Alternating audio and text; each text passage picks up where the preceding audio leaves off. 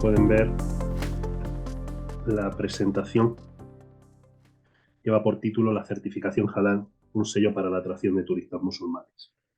Bien, comenzar, puesto que puede haber personas en la audiencia, entre los participantes, que no estén familiarizadas con estos términos que tienen ahora mismo en pantalla, comenzar definiendo qué es halal y qué no lo es. Bien, decirles que halal es un término que aparece recogido en el Corán y que define el conjunto de bienes, prácticas y servicios que son aptos para los musulmanes. Hace referencia a todo aquello que les está permitido a los musulmanes en tanto en cuanto es saludable, ético y no abusivo. Decirles que la inmensa mayoría de las cosas les están permitidas a los musulmanes y por ende son halal. De ahí que sea bastante más sencillo entrar a ver qué es aquello que les está prohibido antes de intentar clasificar o enumerar qué es lo que les está permitido, puesto que la inmensa mayoría de las cosas son halal y por lo tanto les están permitidas a los musulmanes. Dicho esto, decirles que en el Corán aparece recogido otro término, que es haram, que viene, digamos, a definir justamente lo contrario, es el antónimo de halal, puesto que engloba todo aquello que les está prohibido a los musulmanes, en la medida en que es dañino, no ético o abusivo. Bien, según la ley islámica, según la Sharia, hay una serie de sustancias que están clasificadas o tipificadas como haram, es decir, que son ilícitas.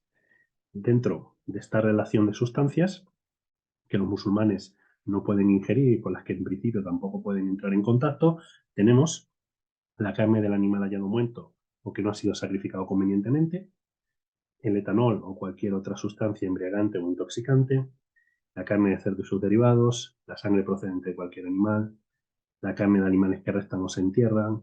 Digamos que hay toda una relación, como les decía, de sustancias que les están prohibidas a los musulmanes y que los musulmanes no pueden ingerir y con las que tampoco en principio pueden entrar en contacto. También para que lo sepan, decirles que el Islam prohíbe al individuo musulmán una serie de prácticas, como son las apuestas en el juego, la usura o la especulación abusiva. Bien, estos dos términos, el de halal y el de haram, vienen, como pueden ver, a definir el día a día del individuo musulmán. Y vienen hasta cierto punto también a determinar los patrones de consumo de estos individuos, en la medida en la que les dice qué pueden hacer y qué no, es decir, qué pueden comprar y qué no. De ahí que sean estos términos los que hayan, digamos, propiciado la aparición de un gran mercado que se ha venido a denominar o a clasificar como mercado halal. Bien, una vez que tenemos claro qué es halal y qué no lo es, y dado que hoy vamos a hablar de turismo, es importante acotar o definir otro término, otro concepto, que es el de Muslim Friendly, que verán que es un término que vamos a utilizar a lo largo de esta sesión. ¿Qué ocurre? Halal y la certificación halal es, pues eso, una certificación religiosa que viene a definir, como les decía, todo aquello que es apto para el individuo musulmán. Y digamos que halal aplica fundamentalmente a lo que son bienes de consumo, es decir, es un concepto, es una certificación técnico-religiosa pensada para los bienes de consumo y no tanto para los servicios. Bien, ¿qué ocurre? Que en el ámbito del turismo no solo se habla de halal, sino también de Muslim Friendly. ¿Por qué se habla de Muslim Friendly? Fundamentalmente porque se ha querido democratizar el acceso a este gran mercado, sobre todo en espacios, digamos, que no son de mayoría musulmana, en países que no son de mayoría musulmana. De tal modo que en el ámbito de los servicios podemos hablar también de, digamos, Muslim Friendly, en la medida en la que son servicios adaptados a las necesidades de los consumidores, de los turistas, en este caso musulmanes. Porque, ¿qué ocurre con halal? Que es un concepto mucho más, digamos, estricto, es menos flexible. Y algo o es halal o no lo es. De ahí que en el ámbito, ya digo, del turismo, y para facilitar el que establecimientos turísticos, sobre todo en países que no son de mayoría musulmana, puedan, digamos, beneficiarse de este gran mercado, se creó o se desarrolló este otro término, este otro concepto que es el de Muslim Friendly y que viene, digamos, a flexibilizar hasta cierto punto los requisitos que establece la certificación halal para determinar en un momento dado si un bien o un servicio cumple o no con lo que establecen los estándares por los que se regula este mercado en el mundo musulmán. Lo digo porque es importante tener en cuenta este otro término, ¿no? Hemos visto el de halal, hemos visto el de haram, pero al hablar de turismo en el día de hoy vamos a utilizar un tercer concepto que es el de Muslim Friendly, que es un concepto además, como les decía, relativamente nuevo y que se desarrolló pensando en esas empresas del sector turístico que se encuentran en países que no son de mayoría musulmana y que quieren, sin tener que pasar, digamos, por la certificación halal, poder en un momento dado también, como no, ofrecer servicios adaptados o respetuosos con las creencias religiosas de los individuos musulmanes, de las personas musulmanas. Bien, dicho esto, decirles, y una vez que tenemos claros estos tres conceptos, el de halal, haram y muslim friendly, entrar ahora a ver el marco normativo. Entramos a ver ahora, como pueden ver en pantalla, el marco regulatorio. ¿Qué ocurre con el mercado halal? Que es un mercado, como pueden ver, que está regulado, ¿de acuerdo? Dentro de los países de mayoría musulmana tenemos entidades de estandarización y entidades de acreditación, ¿de acuerdo? Tenemos, digamos, dos tipos de organismos regulando este mercado dentro de los países de mayoría musulmana. Como les decía, en primer lugar tenemos las entidades de estandarización halal, que son los organismos encargados de regular este mercado dentro de los países de mayoría musulmana, son las entidades que desarrollan y publican los estándares por los que se regula este mercado, digamos que son las entidades que establecen los requisitos que han de cumplir las empresas para poder en un momento dado comercializar una serie de bienes o prestar una serie de servicios en estos países, ¿no? de mayoría musulmana. También dentro de los países de mayoría musulmana tenemos, como les decía, entidades de acreditación halal.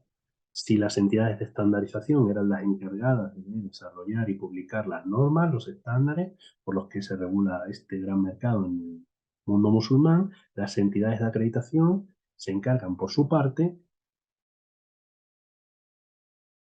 de entidades de certificación halal, es decir, son los organismos encargados de verificar si las entidades de certificación halal cuentan o no con las competencias técnicas y religiosas necesarias para poder auditar y certificar empresas en sus respectivos países.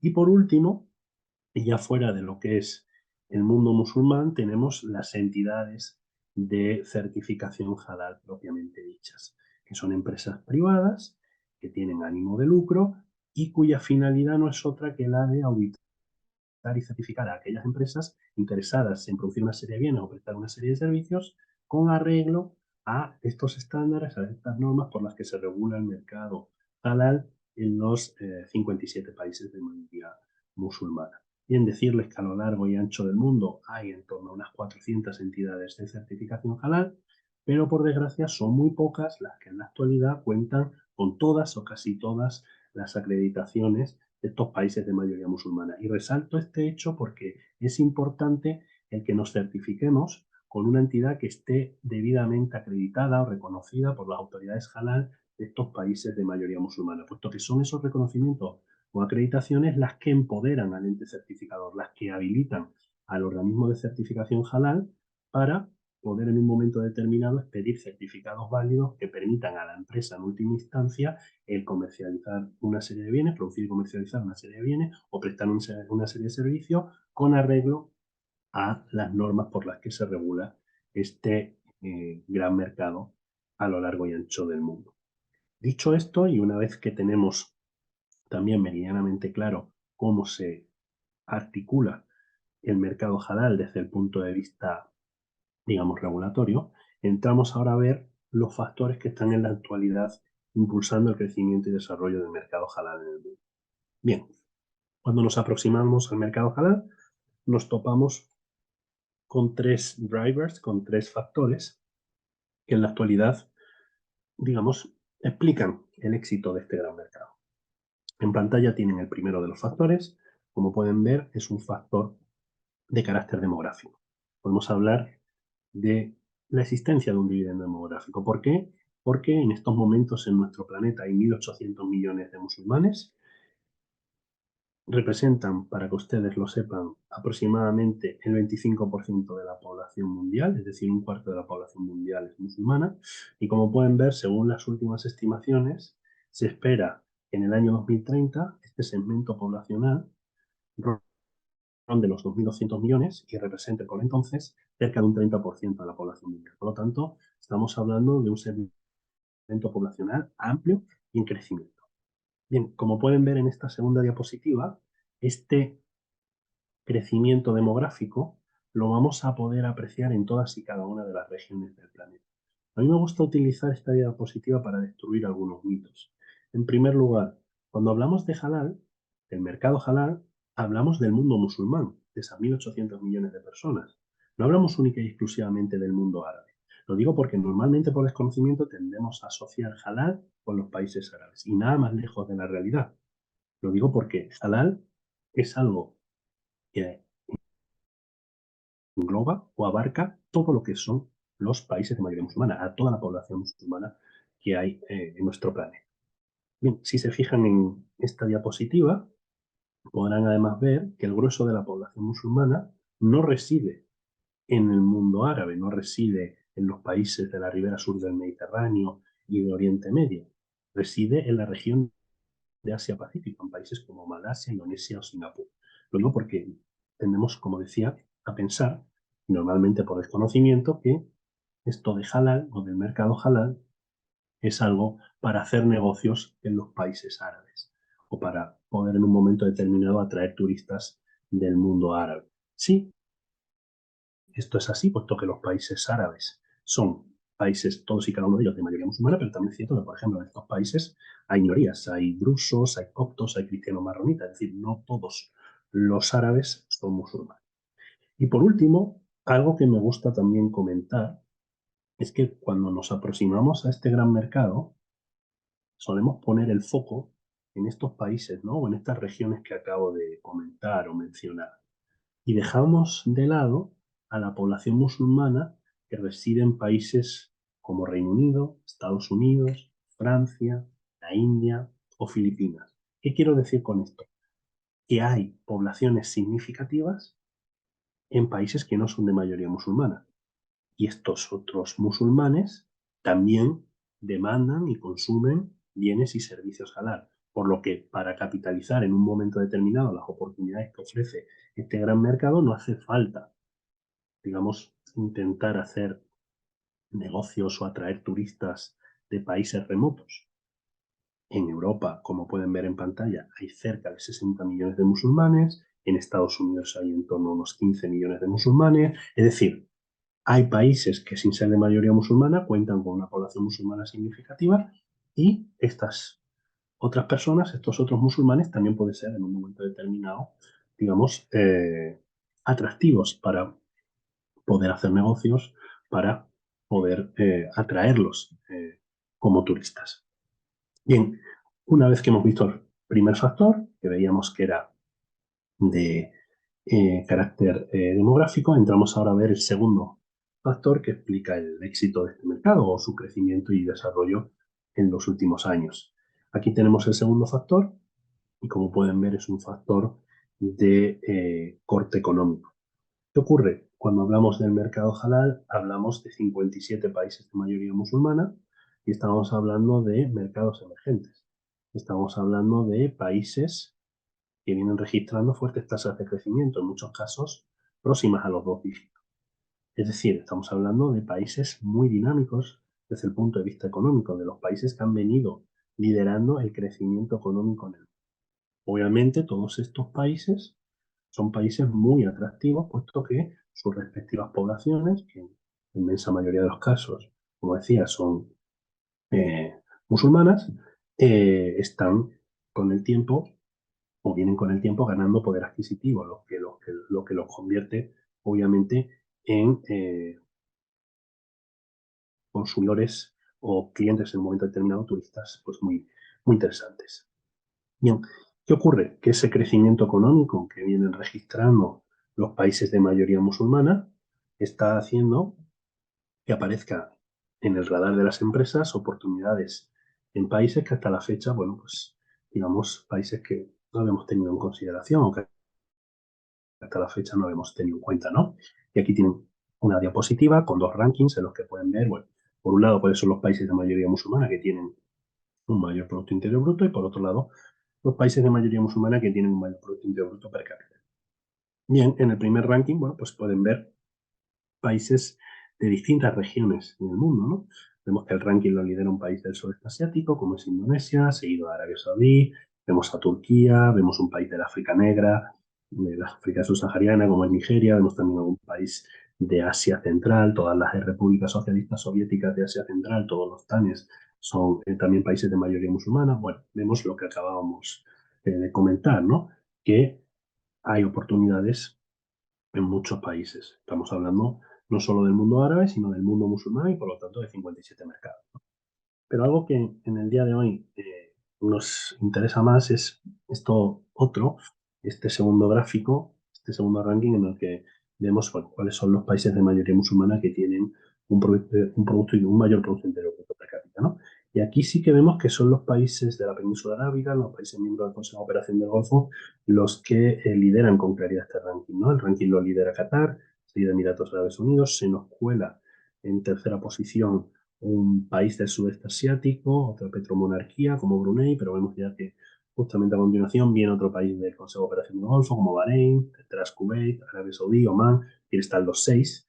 Y esto hace, digamos, sobre todo pensando en el turismo, como veremos más adelante, hace que, digamos, los nacionales de estos mercados, de estos países, sean, digamos, muy interesantes, puesto que estamos hablando de turistas, estamos hablando de personas, de consumidores que tienen, como pueden ver, un poder adquisitivo muy alto, muy elevado. Y bien, una vez que hemos visto este segundo factor, entramos ahora a ver el tercero, que es hasta cierto punto consecuencia del segundo.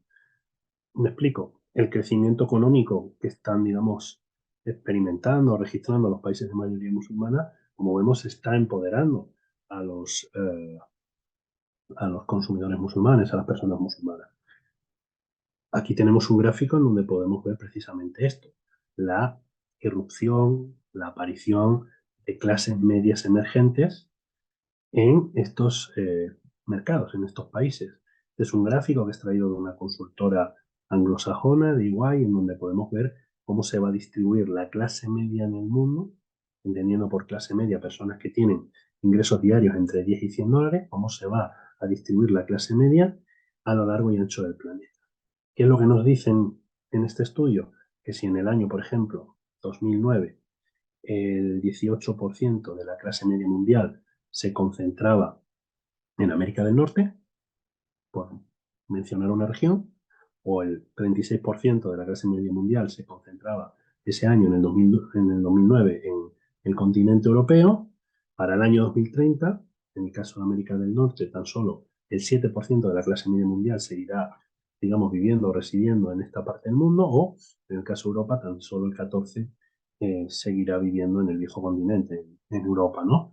Obviamente esto nos quiere decir que hasta cierto punto los países, si me lo permiten, occidentales, pues somos los grandes perdedores de la globalización, ¿no? Pero claro, nosotros no nos vamos a quedar con un curso derrotista y lo que tenemos que intentar es ver dónde van a aparecer, dónde van a emerger esas clases medias que con el tiempo van a ir ganando el poder adquisitivo que en principio vamos a ir perdiendo el resto. Y lo que nos dice este estudio, como pueden ver en pantalla, es que en el año 2030 el 66% de la clase media mundial se va a concentrar en la región de Asia-Pacífico, en donde veíamos minutos atrás que residen de los 1.800 1.000 millones de musulmanes.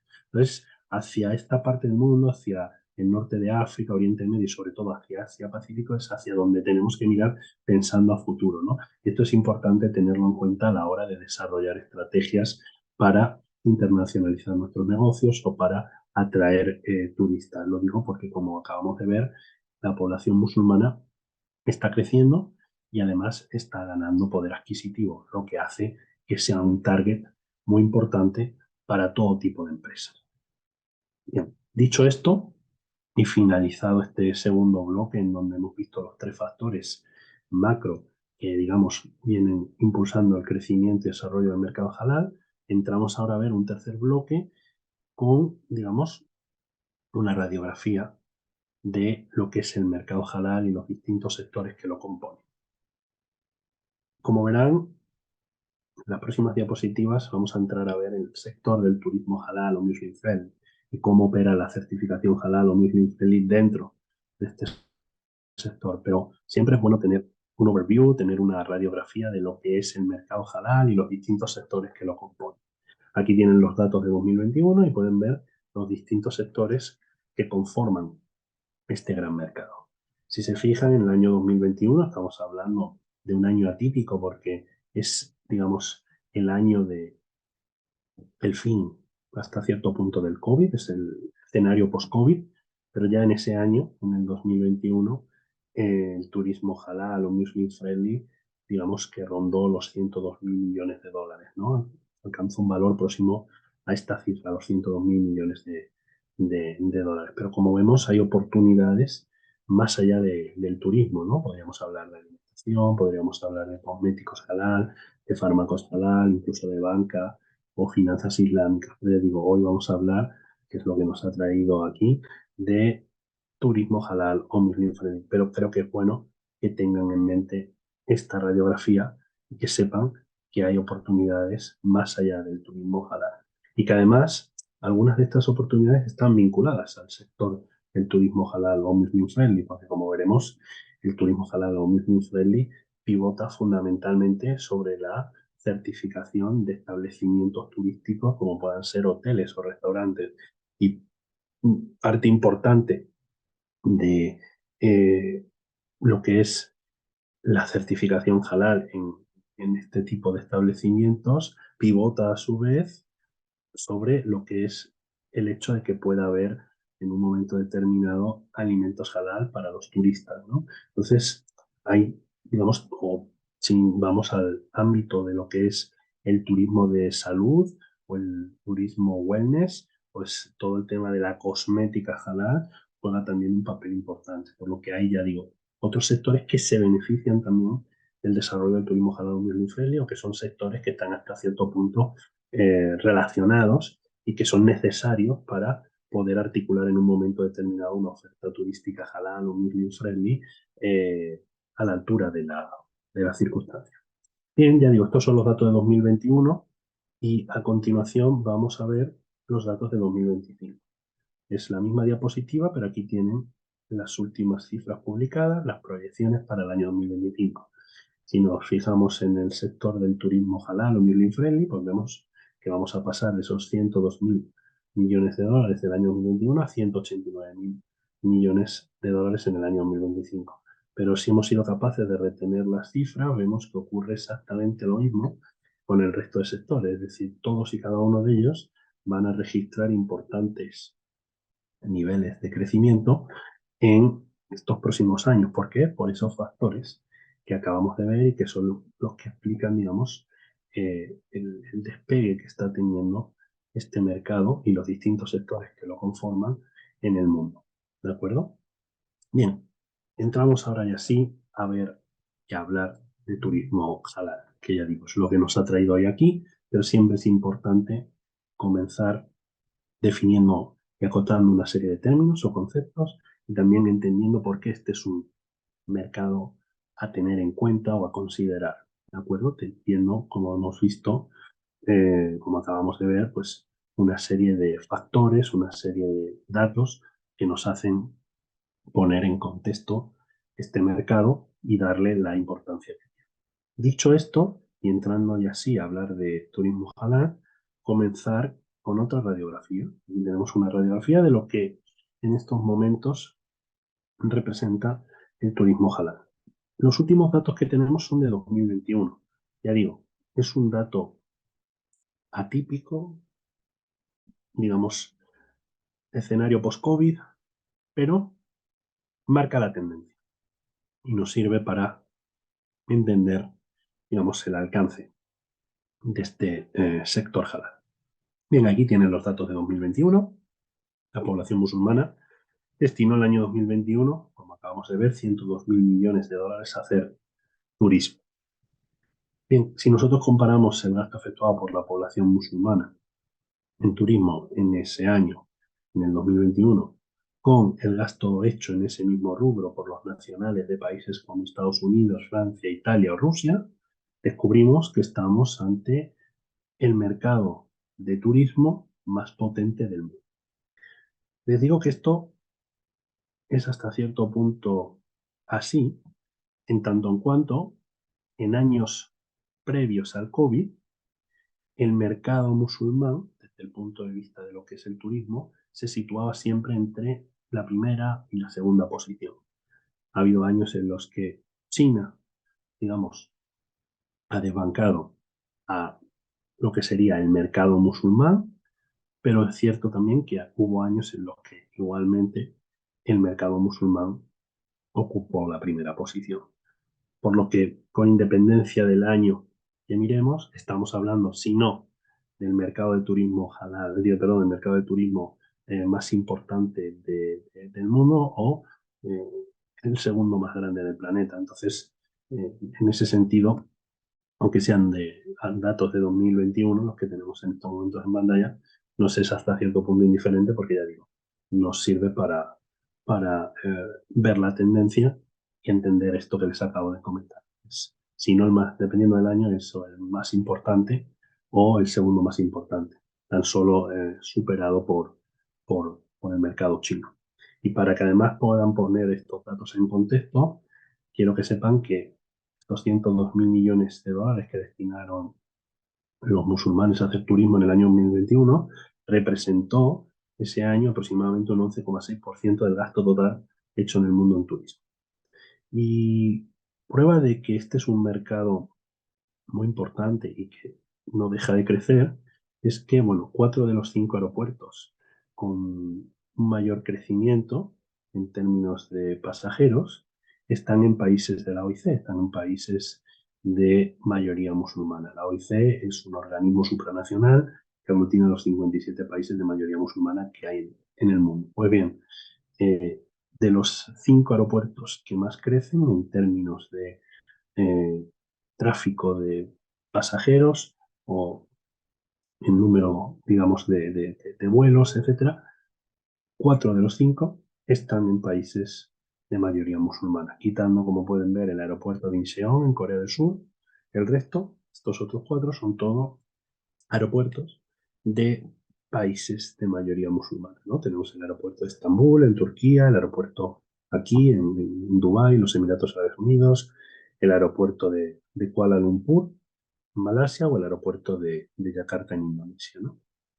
Bien, una vez vista esta radiografía, entramos ahora a ver un ranking con, digamos, los principales consumidores, vamos a decirlo así, de turismo halal, ¿no?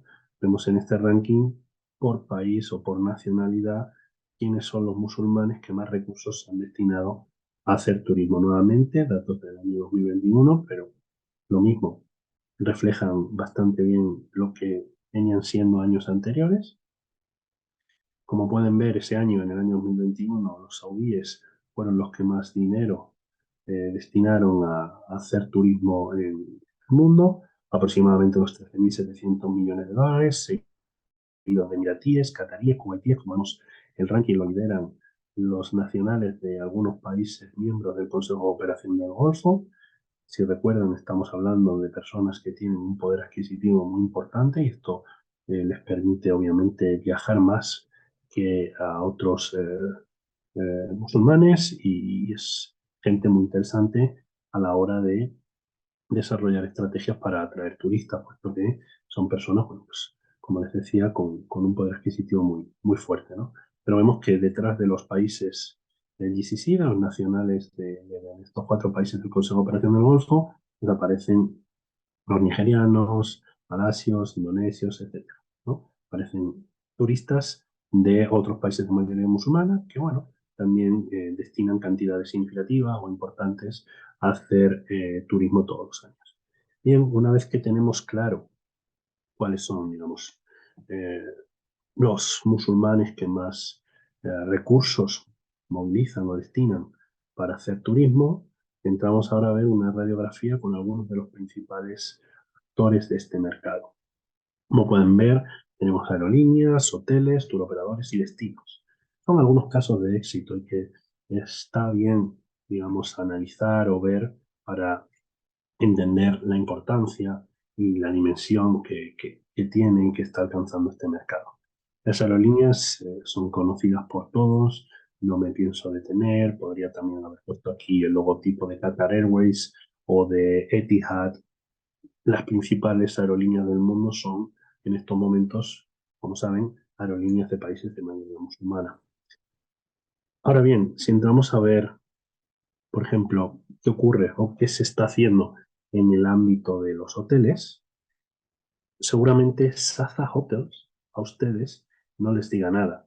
Pero si yo les digo que Saza Hotels es la marca que tiene Kempinski para, digamos, capitalizar las oportunidades que ofrece el turismo halal, esto otro seguramente ya sí que les resulte más familiar, puesto que Kempinski es una marca, es una cadena hotelera alemana de lujo y que, bueno, años atrás vio la oportunidad y decidió directamente armar toda una línea de negocio para aprovechar este mercado, ¿no? Y desde ese momento vienen abriendo y operando hoteles a lo largo y ancho del mundo. Suelen ser hoteles de 4 o 5 estrellas y que están, digamos, pensados, conceptualizados para satisfacer las necesidades, las demandas de los turistas musulmanes.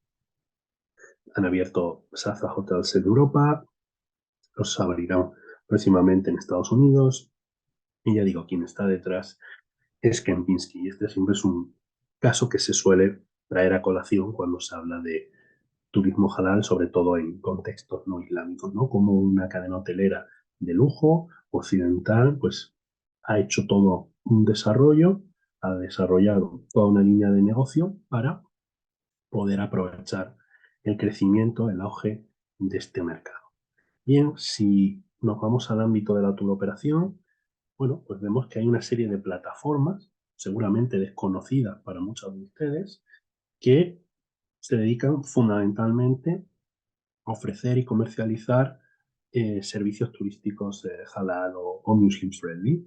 Las dos más conocidas son las que tienen aquí en pantalla, Halal Booking o Halal Trip. Hay más, pero estas son las más importantes. Les invito, como no, a visitarlas para que vean de qué estamos hablando. Van a poder encontrar todo tipo de servicios y además de cadenas hoteleras o de aerolíneas o de empresas, digamos, de prestigio dentro de lo que es el ámbito del turismo, de muy distintos sitios, de muy distintos países, ¿no?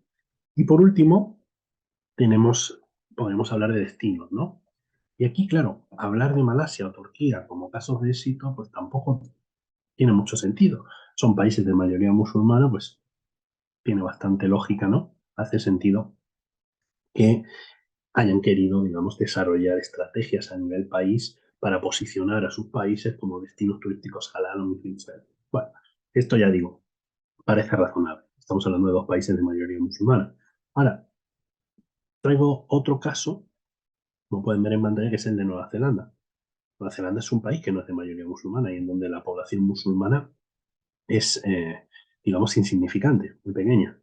Bueno, bien, estos señores, en concreto el ministro de Turismo de hace ya algunos años, hicieron un experimento, un ejercicio, un ensayo, para básicamente ver qué era lo que tenían en un radio de 5 horas a la redonda, ¿no? Es decir, a 5 horas en avión, ¿qué es lo que tenemos? Y descubrieron que lo que tenían fundamentalmente eran países de mayoría musulmana o población musulmana. Y entonces, bueno, decidieron desarrollar toda una estrategia para posicionar a Nueva Zelanda como un destino turístico halal o Muslim friendly de primer orden, ¿no? De primera división. ¿Y qué hicieron? Bueno, muchas cosas, entre otras facilitar el acceso a la certificación halal a hoteles y restaurantes, construir mezquitas, construir centros de arte islámico, es decir, crearon todo un ecosistema, crearon productos, crearon paquetes, circuitos, atracciones, experiencias para salir fuera y captar a estos turistas. Y lo lograron y ahora, como ven, pues es un caso de éxito que se estudia a lo largo y ancho del mundo cuando se habla del turismo halal, sobre todo en países que no son de mayoría musulmana. Bien, ¿qué ocurre con Guatemala? Que como pueden ver en este ranking, pues no está entre los destinos Muslim friendly más atractivos para los turistas musulmanes. Todos los años, Mastercard elabora un informe para ver cuáles son los destinos más atractivos para los turistas musulmanes. Y en este informe hay siempre dos rankings.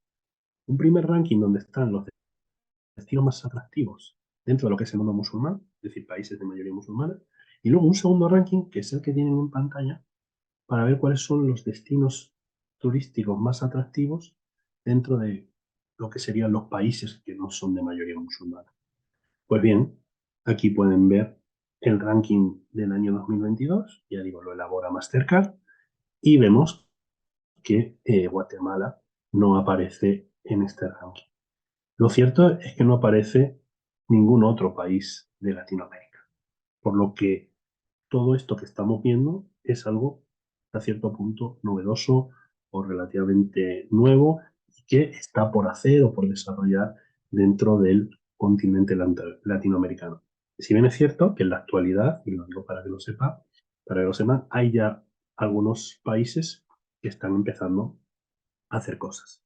Hablo de Colombia, hablo de Costa Rica, hablo de Brasil, hablo de México, países que ya tienen, por ejemplo, conexiones aéreas con algunos de estos países de mayoría musulmana, países que, bueno, quieren diversificar hasta cierto punto el turismo que reciben y están empezando a mirar nuevos mercados, viendo, como comentábamos hace algunos minutos, que, por ejemplo, los nacionales o los turistas de los países de Oriente Medio, de algunos países de Oriente Medio, en particular los del Consejo de Operación del Golfo, son turistas que viajan mucho y que tienen un poder adquisitivo muy elevado, y empezando un poco a mirar todo esto de cara a estructurar, como ya ha hecho Nueva Zelanda, España y otra serie de países, Reino Unido, ofertas turísticas, digamos, halal o Muslim friendly, y que están adaptadas a las necesidades, a las, digamos,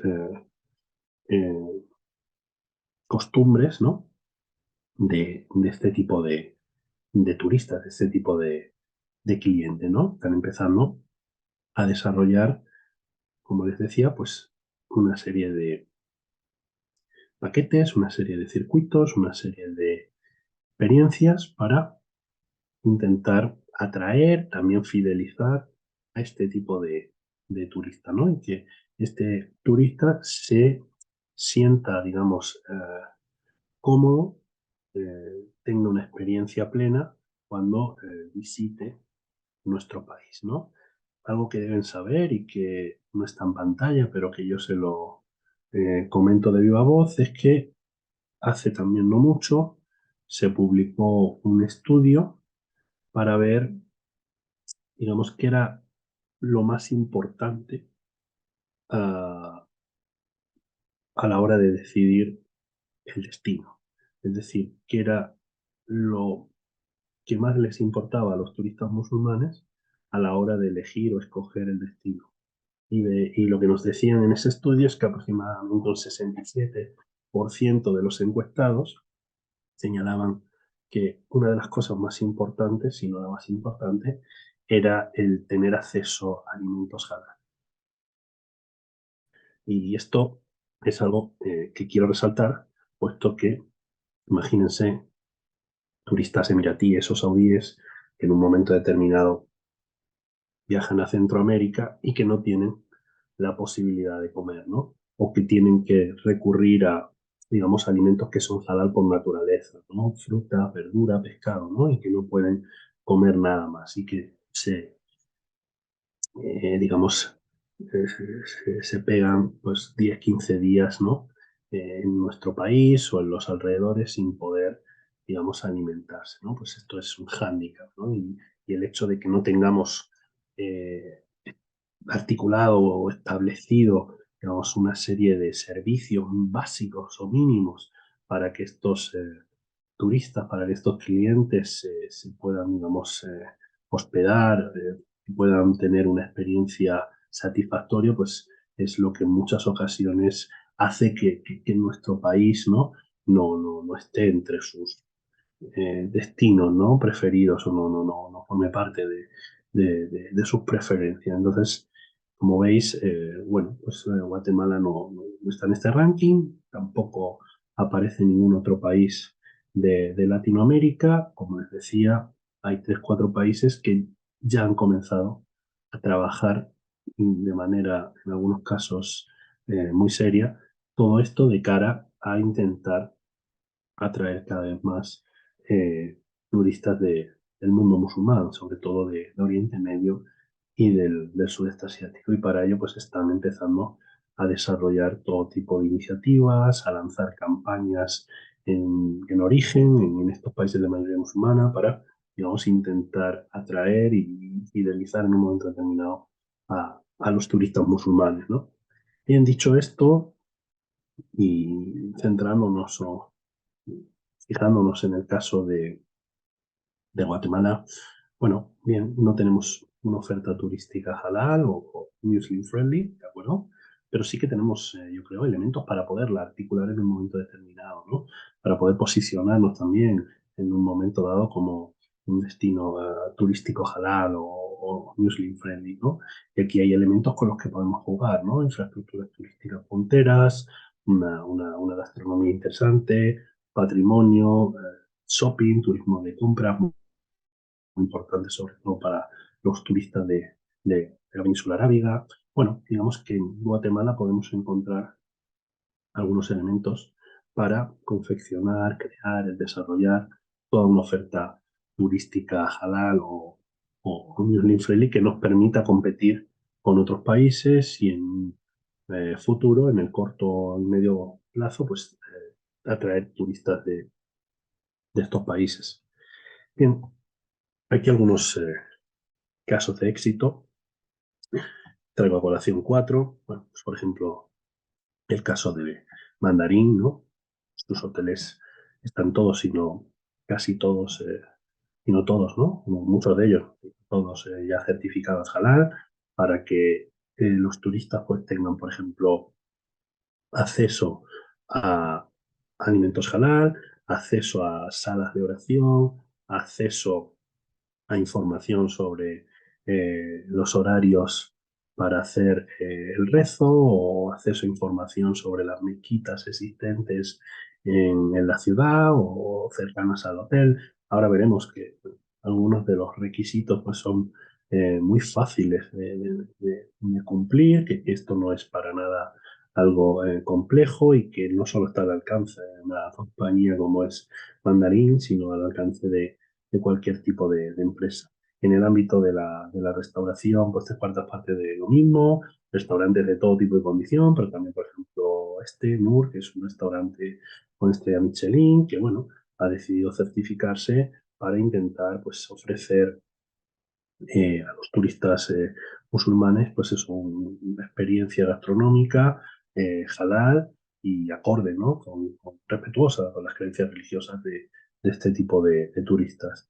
Vemos también boutiques de moda o incluso malls, centros comerciales que se han certificado o bien halal o bien Muslim friendly para, bueno, eh, prestar o ofrecer a este tipo de clientes, a este tipo de turistas, pues una experiencia lo más satisfactoria posible, una experiencia acorde o respetuosa con las creencias religiosas de estas personas, ¿no?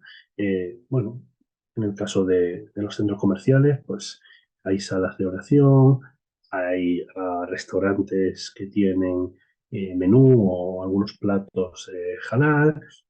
Bueno, en el caso del iftar o o en el mes de Ramadán, bueno, pues hay, por ejemplo, campañas específicas dirigidas a este tipo de turistas, ¿no? Durante el Ramadán, como bien saben, los musulmanes no pueden ingerir absolutamente nada hasta la caída del sol.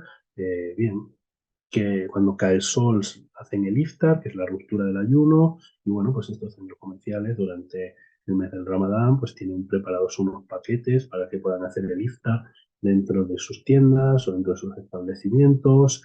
Después del Ramadán viene el Eid, que es bueno, pues otra festividad, pero con la que, digamos, celebran el fin del mes del ayuno, y esta festividad es el equivalente a nuestras Navidades y es cuando se realizan las compras. Bueno, pues muchos establecimientos lo que hacen es lanzar promociones, descuentos, ¿de acuerdo?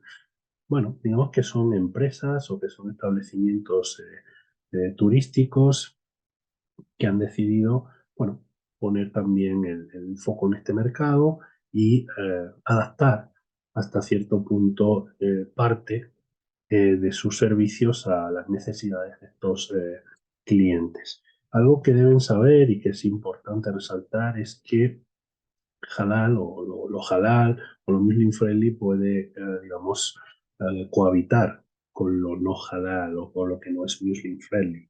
Es decir, no es algo excluyente. Nosotros podemos tener dentro de nuestro establecimiento turístico, digamos, una oferta de servicios halal, Muslim friendly, y al mismo tiempo mantener la que es o ha venido siendo nuestra oferta, digamos, de servicios, digamos, tradicional, ¿no? Entonces, no debemos pensar que en un momento determinado esto viene para desplazar lo que es nuestro negocio, lo que es nuestro día a día. Para nada, lo que viene es a ampliar nuestra oferta de servicios, lo que viene es a permitirnos en un momento determinado incrementar nuestro negocio, ampliarlo, hacerlo crecer, puesto que vamos a empezar a mirar a este mundo de 1.800 millones de personas, ¿no? Vamos a intentar ofrecer servicios acordes o respetuosos con los musulmanes.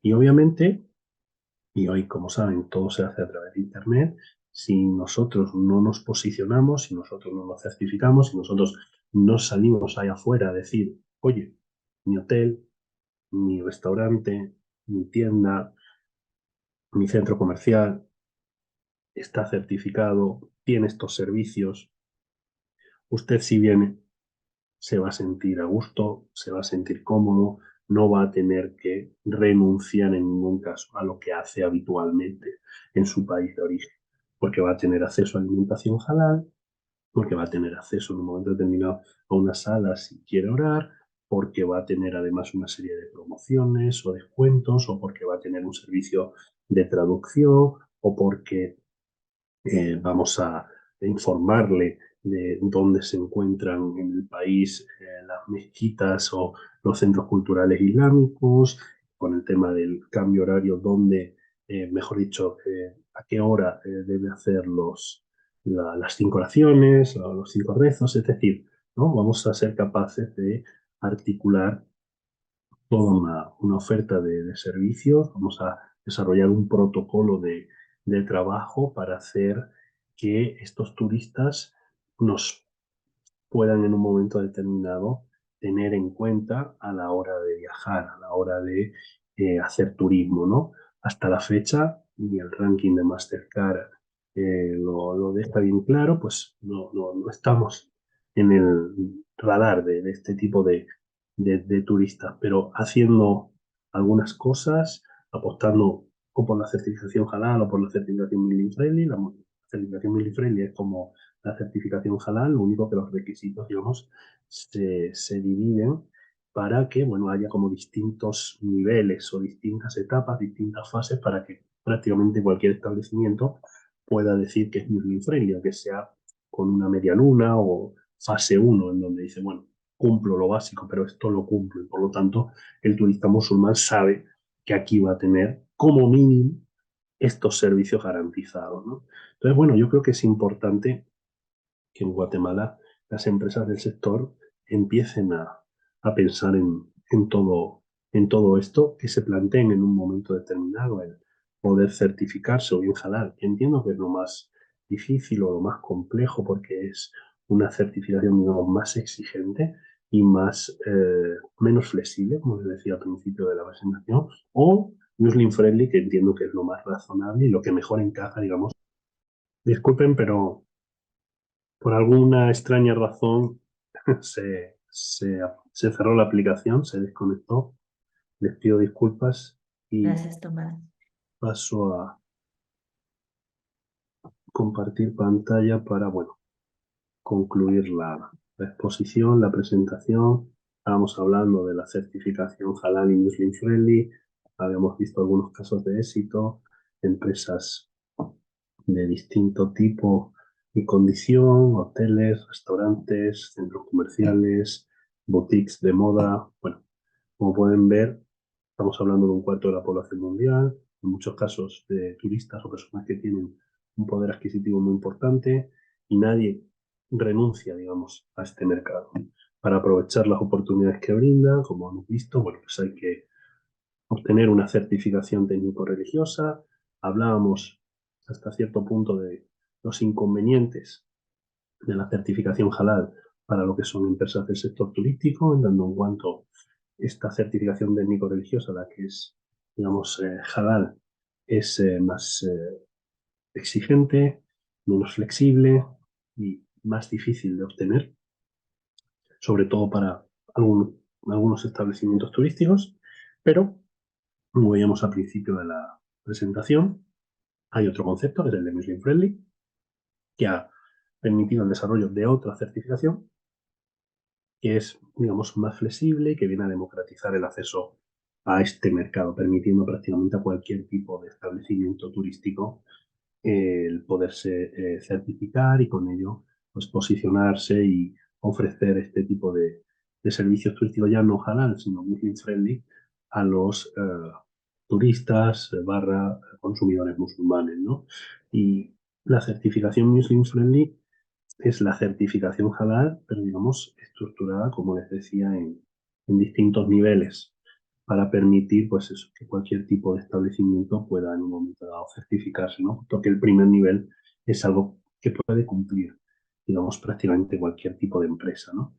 Y esto es lo que se ha hecho para, sobre todo en países que no son de mayoría musulmana, las empresas del sector puedan certificarse y aprovechar pues estas oportunidades, ¿no? Sin renunciar, como decía, a lo que es nuestro negocio habitual, a lo que son nuestros servicios tradicionales. No estamos hablando en ningún caso, tanto si hablamos de la certificación halal como si comentamos o tenemos en cuenta o hablamos de la certificación Muslim Friendly, no estamos hablando en ningún caso de certificaciones, digamos, que vienen a desplazar lo que es nuestra oferta tradicional, ¿no? Sino que vienen a ampliar, que vienen a complementar, ¿no? Y ya digo, son certificaciones que ambas permiten que cohabite, digamos, lo halal, lo Muslim friendly, con lo haram. Bien, si una empresa en un momento dado supera los distintos niveles que se, digamos, recogen dentro de lo que es la certificación Building Friendly, el siguiente paso, el siguiente nivel, digamos, es ya obtener la certificación halal, ¿no? Pero lo que se ha hecho es eso, dividir los requisitos de la certificación halal para establecimientos turísticos en distintos niveles, y estos niveles, pues, o el cumplimiento de los requisitos que recogen estos distintos niveles que se han creado, pues no te permiten ser halal, pero sí Muslim friendly, y ese hecho te permite hasta cierto punto pues, posicionarte, hacer campañas o estrategias para, digamos, atraer y seducir, ¿no? Fidelizar a este tipo de turistas y beneficiarnos de este gran mercado. Y bueno, con ello voy a dar por finalizada la presentación, no sin antes dar las gracias de nuevo a Export, también a todos ustedes por habernos acompañado en el día de hoy. Podemos abrir ahora un turno de preguntas. Me imagino que habrá alguna que otra duda, alguna que otra cuestión. Yo encantado de poder responder ahora a todas y cada una de las cuestiones que me planteen. Y nada, muchísimas gracias por todo. Muchísimas gracias, licenciado Tomás Guerrero, por habernos instruido esta mañana acerca de la certificación halal en el sector turismo.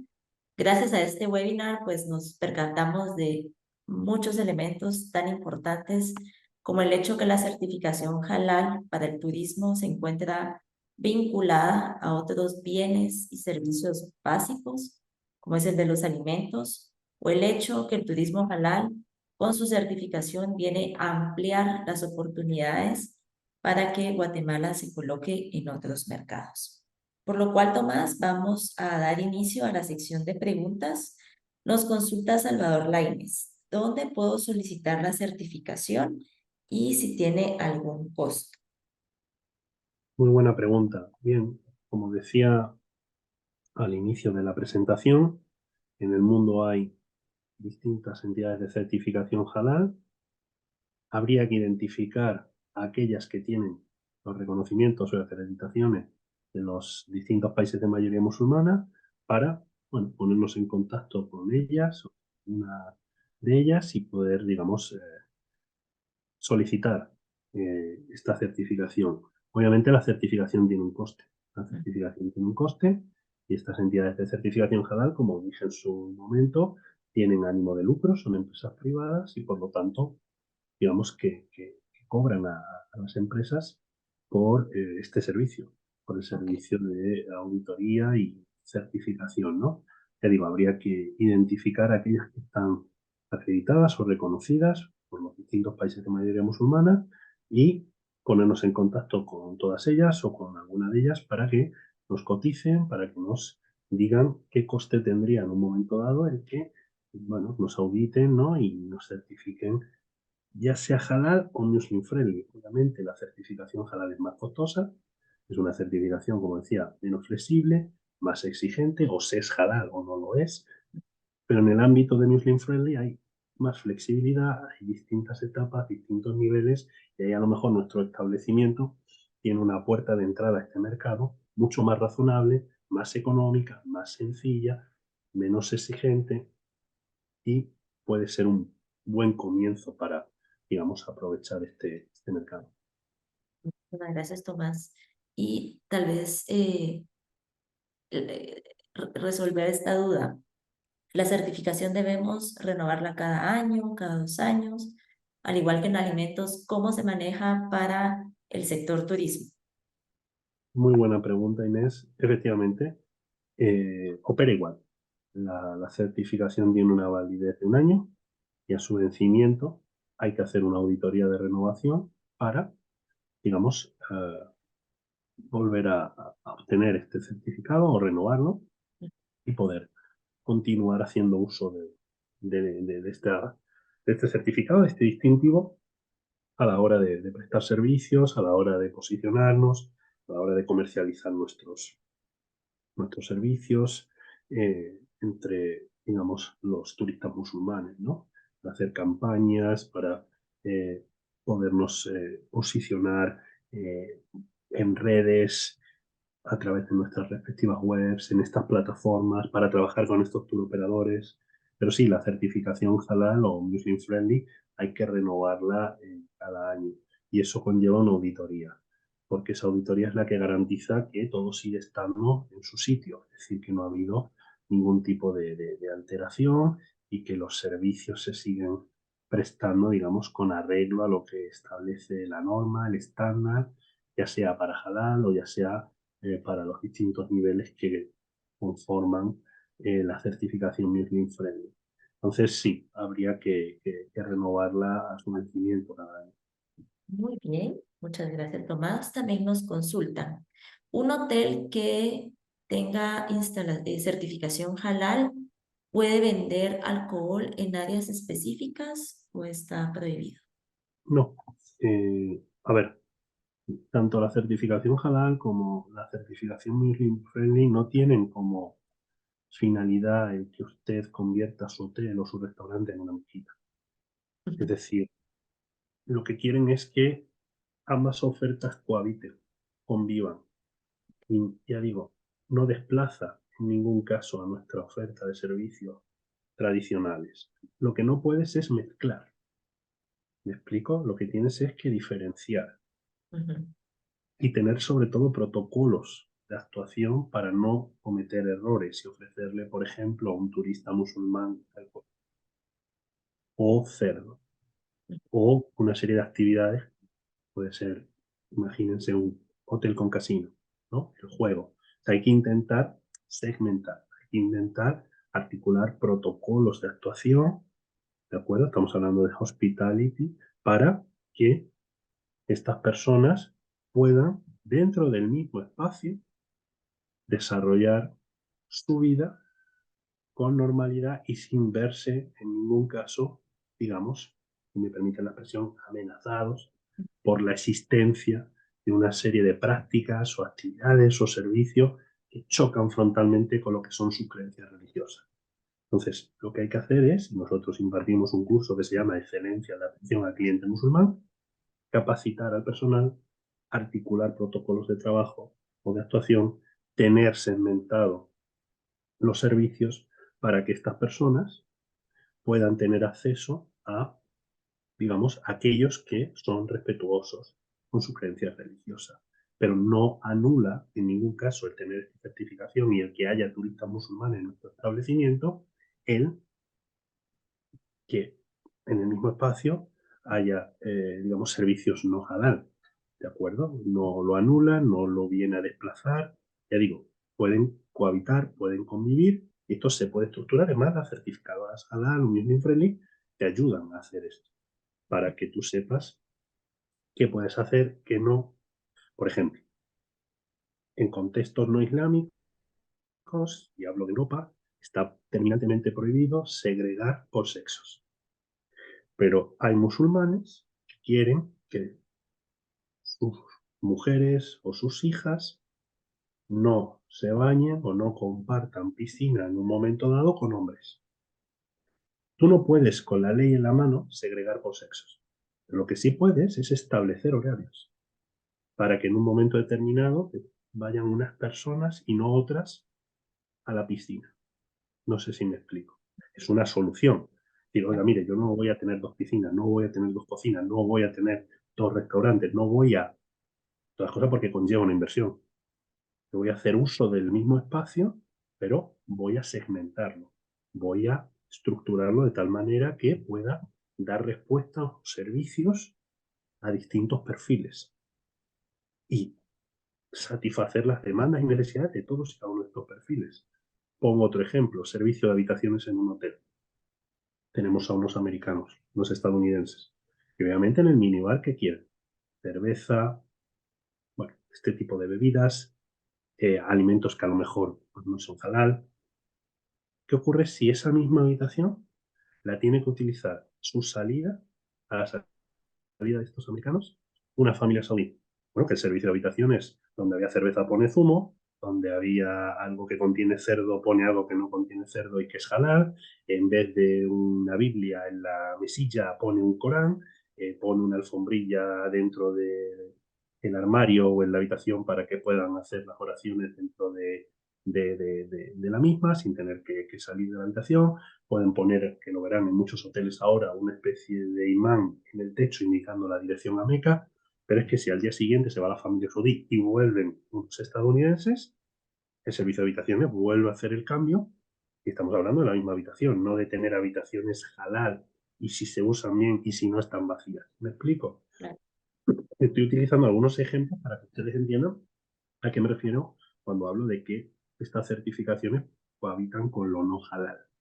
No son excluyentes. Y sobre todo la Muslim Friendly, que se ha venido un poco a desarrollar para que en países que no son de mayoría musulmana, cualquier tipo prácticamente de establecimiento pueda, hasta cierto punto, acceder a este mercado y ofrecer, aunque sea un mínimo, ¿no? que le permita atraer este turismo. Bien, gracias, Tomás. También nos pregunta, ¿qué importancia tiene la economía circular en la certificación halal? Sabemos que los hoteles deben tener buen uso del agua, pero ¿cómo afecta los distintos componentes de la sostenibilidad? Bueno, yo creo que esta pregunta se sale un poco de lo que es la temática, porque bueno, por economía circular o por cómo hacer uso en un momento determinado de según qué recursos, en este caso del agua. Bueno, en este sentido, los estándares, por ejemplo, el de SMIC, que regula el desarrollo del turismo halal, pues no hace referencia, ¿no? Sí que velan o intentan o se alinean con los objetivos del milenio, pero no establecen, ¿cómo decir?, requisitos por los cuales, si me permiten la expresión, forzar o obligar a las empresas a hacer un uso determinado del agua o a que las bombillas sean LED o que se haga un uso responsable de la energía. Lo digo porque no entiendo muy bien digamos, La la ligación, relación. ¿no? Entre ambas cuestiones. Aquí estamos hablando de una serie de requisitos técnicos religiosos para Ujú. que las empresas puedan adaptar sus servicios a las necesidades, a las costumbres, a las demandas, ¿no? de este tipo de turistas. Pero ya ligarlo con lo que es la economía circular, los objetivos de milenio, bueno, sí que hay algunas cuestiones que, digamos, se podrían entender que están alineadas, pero no hay nada en concreto Sí. que obligue en un sentido u en otro. Pues bien, Tomás, sin duda un tema sumamente interesante del que podemos aprovechar muchísimo. A nuestro público le agradecemos su presencia. A Tomás, como siempre, en más de una ocasión hemos realizado ya webinars con el Halal Trade and Marketing Center y pues ha sido muy grato para nuestro público. Les recordamos que a través de la Unidad de Inteligencia de Mercados de Hexport pueden obtener más información acerca de la certificación y cómo ustedes prepararse para poderlo obtener. Sin más, le agradezco al público la presentación y la grabación se les hará llegar más adelante, como lo mencioné al inicio de este evento. Y pues esperamos continuar teniendo a Tomás en más actividades, no solo webinars, sino que de otro tipo que iremos posicionando a través de Hexport. Y nos vemos en la siguiente ocasión. Que tengan un excelente día y nuevamente gracias.